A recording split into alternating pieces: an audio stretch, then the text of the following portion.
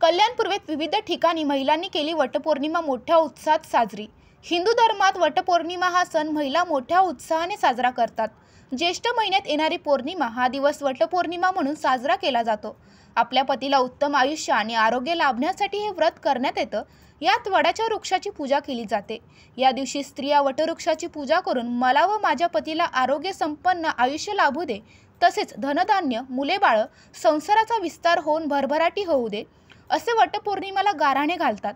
सकाळची नित्यकर्म उरकल्यानंतर सुवासिनींनी सौभाग्य अलंकार परिधान करून देवाची प्रार्थना, तुळशी पूजन करून वडाच्या झाडाजवळ एकत्र व्हावं, वटसावित्री व्रताचा संकल्प करावा, षोडशोपचार पद्धतीने वडाची पूजा करावी।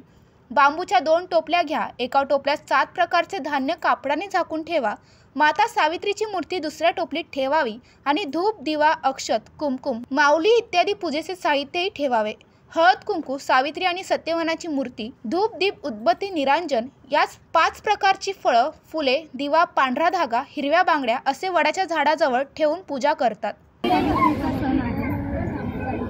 सत्यवानासाठी सावित्रीने केलेली पूजा होती वडाची, कारण की त्याचा प्राण गेला होता। तो प्राण रिटर्न आणण्यासाठी, परत आणण्यासाठी तिने तो व्रत केला होता। त्यामुळे त्या पूजेला खूप महत्त्व आहे, कारण की त्याचे प्राण परत आले तिने ते व्रत केल्यामुळे।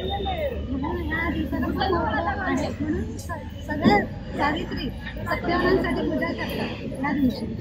धन्यवाद। विशाल वाघमारेसह सृष्टी पवार, भक्ती केंगार, जनशक्ती, कल्याण।